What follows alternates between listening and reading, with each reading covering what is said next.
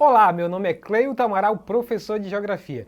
E o nosso estudo de hoje é voltado para os alunos do sétimo ano do ensino fundamental. E o nosso tema é fluxos migratórios internos no Brasil a partir dos meados do século XX. Vamos ver aí que razões levaram esses fluxos migratórios intensos no território brasileiro. A imigração interna corresponde ao deslocamento de pessoas dentro de um mesmo território. Dessa forma, pode ser entre regiões, estados e municípios. Tal deslocamento não provoca modificações no número total de habitantes de um país, porém, altera as regiões envolvidas nesse processo. E aí, embora eu tenha dados aí nesses balões azuis, já do século 21, primeira década do século 21 e a segunda década, mas é importante entender que ela vai ter a mesma dinâmica também da metade do século 20, a ideia é a mesma. Olha só aí, nos anos 2000, haviam 122,7 milhões de brasileiros que moravam nas cidades pequenas e médias. Em 2010, 134,9 milhões. E 2020, 144,2 milhões de habitantes. Ou seja, 2 em cada 3 brasileiros moram hoje em cidades pequenas e médias. Só para a gente ter uma ideia de como é que acontece essa dinâmica, embora que em tempos recentes, mas que ela vale para outros períodos também, mas que ela não altera o todo, apenas altera as regiões envolvidas nesse processo. Se sai muita gente de uma cidade A e vai para a cidade B, a cidade A fica com menos habitantes e a cidade B fica com mais habitantes. Olha, no Brasil, o principal fator que impulsionou as migrações foi o econômico. A história brasileira das migrações tem tudo a ver com as atividades econômicas, quais eram e onde elas estavam. Em diversos momentos da história do país, determinadas atividades econômicas expandiram, atraindo um grande fluxo de pessoas à procura de emprego ou de melhoria de seu nível de vida. Veja a série histórica. O mapa aí tem várias cores e setas indicando. As setas estão indicando os movimentos, para onde estão os fluxos migratórios, né?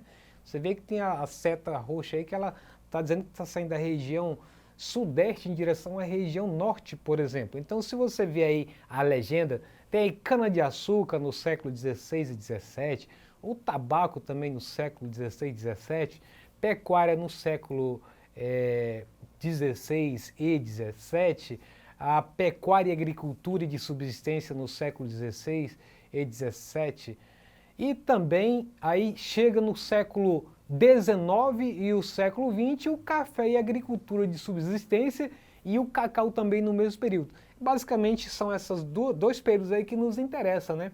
O café, que foi um dos suportes para que por meio do seu ganho real, da sua capitalização, levasse, induzisse a nossa industrialização brasileira. E também mostra aí a participação da questão do cacau, nesse mesmo período aí.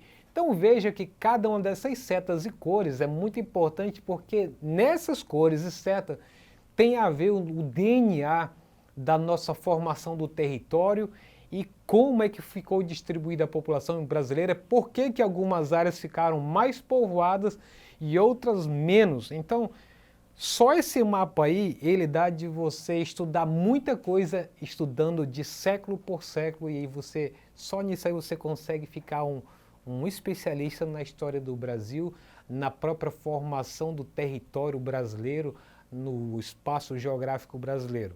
Muito bem, e aí das etapas importantes para a gente analisar é o primeiro e segundo ciclo da borracha. O auge do ciclo da borracha aconteceu entre os anos de 1879 a 1912, tendo ainda uma boa sobrevida entre os anos de 1942 e 1945, equivale aí a metade do século XX, que tem a ver com o título da nossa aula de hoje, né? No decorrer da Segunda Guerra Mundial, que é entre 1939 a 1945, Após o declínio da borracha, muitos se dirigiram para o Sudeste.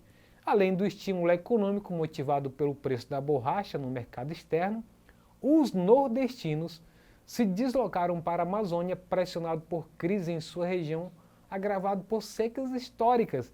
E aí uma referência importante, que ao mesmo tempo que estava tendo a seca de 1877 a 1879, foi o período que boa parte dessas pessoas migraram em direção da região amazônica buscando o ouro branco, buscando um lugar que pudesse ganhar dinheiro fácil e poder voltar para a sua terra, que depois mostrou que não foi nada disso. Vieram e ficaram trabalhando de maneira semi-escrava ou escrava, depende de cada autor que escreve a respeito.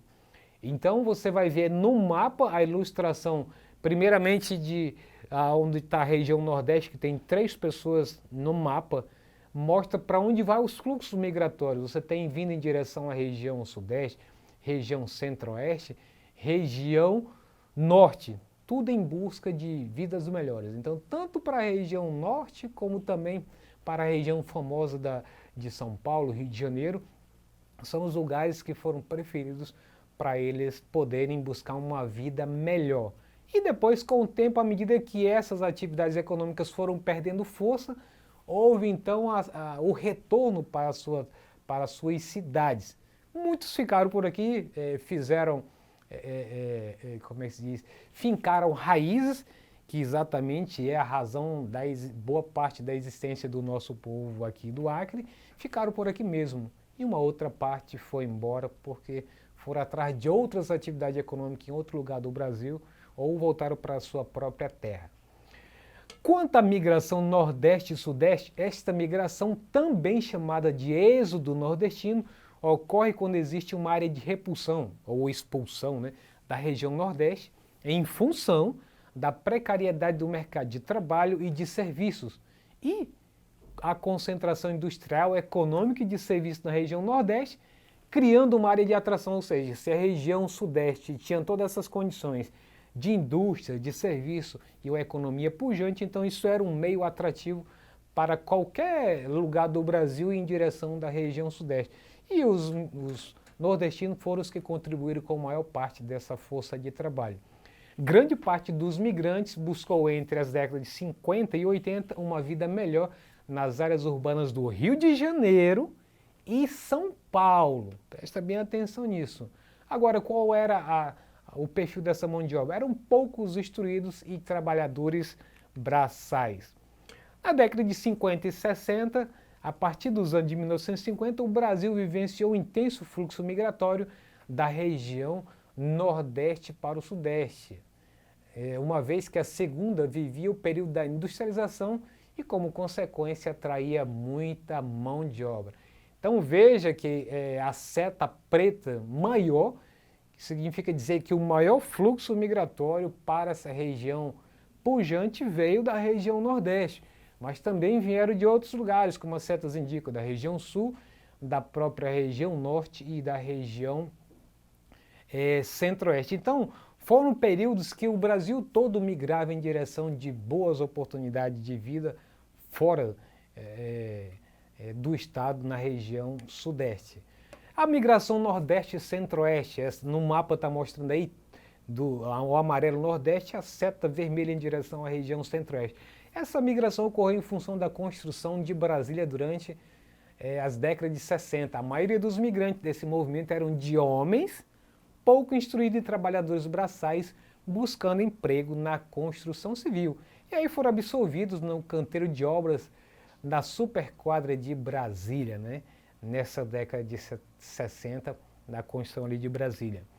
Bom, na década de 70 houve um grande fluxo de deslocamento do sul do país para a Amazônia e para o Centro-Oeste.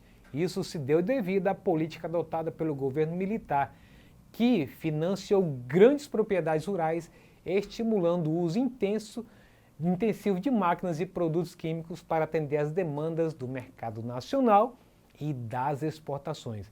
Esse estímulo dado às grandes empresas e proprietários, vindos principalmente do Sul e Sudeste, fez com que fossem implantados latifúndios, ou seja, grandes propriedades, geralmente para a criação de gado na região amazônica. O centro-oeste brasileiro recebeu migrantes de todas as partes do Brasil, com destaque para os mineiros, maranhenses, baianos e paulistas no estado de Goiás, nordestinos, mineiros e paulistas no Distrito Federal, sulistas em Mato Grosso e Mato Grosso do Sul. E a imigração sudeste e nordeste, você já vai ver uma situação inversa, né? Que você vai começar a ter o retorno daqueles que vieram para a região sudeste para a sua região de origem, a região nordeste, conforme está indicando as setas aí. Isso aí vai explicar principalmente algumas atrativos que passaram a ter também na região nordeste, que até hoje ainda cria esse retorno para essa região. Alguns polos industriais, atividades diversas que têm atraído de volta desde os anos 70 até hoje essa população que migrou para outras regiões do Brasil. E aí os principais fluxos migratórios no Brasil em 1990.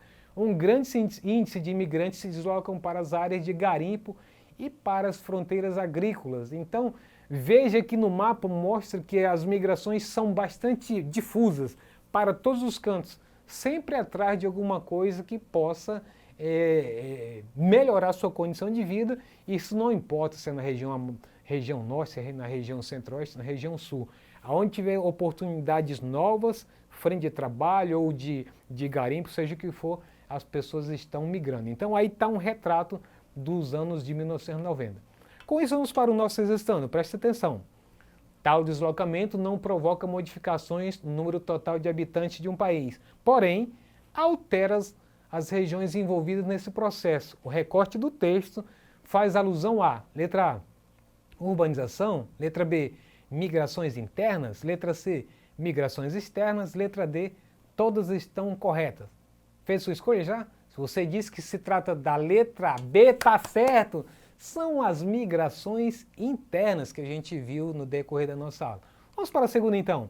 Migração Nordeste-Sudeste. Esta migração, também chamada de êxodo nordestino, ocorre quando existe uma área de repulsão na região Nordeste em função da precariedade do mercado de trabalho e de serviços e com a concentração industrial, econômica e de serviços na região Sudeste. O fluxo migratório para esta região foi direcionado principalmente para os estados, letra A, Rio de Janeiro e Espírito Santo, letra B, São Paulo e Paraná, letra C, Rio de Janeiro e Mato Grosso, ou letra D, Rio de Janeiro e São Paulo. Lembrando que estou me referindo à região Sudeste. Se você sabe quais são os 4 estados, não é difícil responder isso aí. Se você respondeu que a letra correta é a letra D, tá certo, Rio de Janeiro e São Paulo, que foram os principais estados que atraíam populações para o trabalho ali. Então, com isso a gente encerra a nossa aula de hoje. Se você quiser acessá-la ou qualquer outro componente curricular, basta acessar a plataforma Eduque. Um abraço e até a próxima!